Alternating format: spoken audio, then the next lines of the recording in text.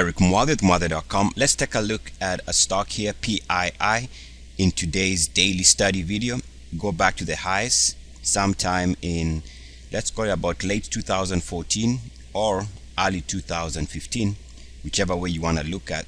Number one, we can see that that was a double top in price between those two highs. Hope you can see that. So we came back here and tried to break out at about 155. Could not trade above that substantially on a weekly closing basis. So that was failure at that point. That was one of your red flags. While all this was taking place, if we take a look at the RSI, we see that we had come back. We had actually broken a trend. This break point here was this break in the RSI, and the stock did drop a little bit here and subsequently recovered to make an attempt at new highs here. While that was taking place, you can see that if we draw a line right there, we ended up having to come to the same line. So if we extend it this way, so keep in mind that the stock is attempting to make new highs here. You can see that the RSI did not make it up to the break line there. And actually, if we extend the same line, so let's extend the same red line, the break line, somewhere around there, you can see that we also came close here in the middle of 2015. Did not even make it as far as the line. There was a double top which gave us these two highs. So there was another red flag here in the 150s, 140s, middle of 2015. Now something else I did notice here is if you take a look at the weekly closing high here, which is the highest weekly close in this 2-year weekly chart, you can see that at the highs we formed this U-type double top.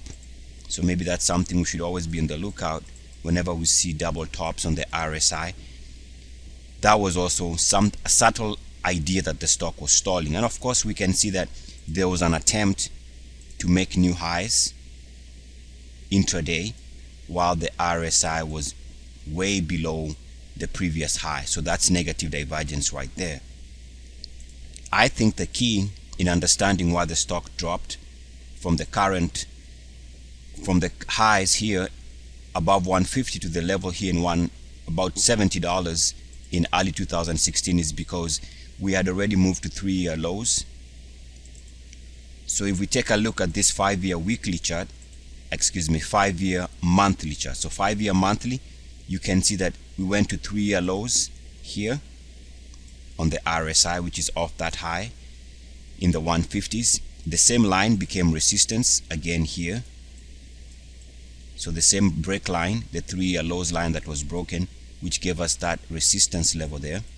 And also we make a fresh 3-year low sometime in summer of 2015 for this range here in the 120s, 130s. And of course since then we've seen the stock drop. Now if you take a look at the MACDs in the same time period, just to make sure that they also met the minimum requirements, that the MACDs be at 3-year lows. So we just take a look at those two breakpoints there and see the period, how the MACDs were responding at the time. So this period and this period, and we can see that the MACDs were also moving to fresh 3-year lows. Remember, only one of the MACDs needs to be trading at 3-year lows, and we get that here during this break in the RSI. And then the move below zero, so below zero here also corresponded with a move to 3-year lows, and here the RSI was also moving to 3-year lows.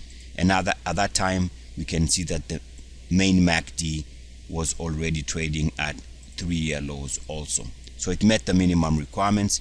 Let me go back to that weekly chart, because the weekly chart does explain what has happened during this steep drop here. And you can see that since about October of last year, which was somewhere here in the 115 area, the stock has remained below 30.9 on its weekly RSI.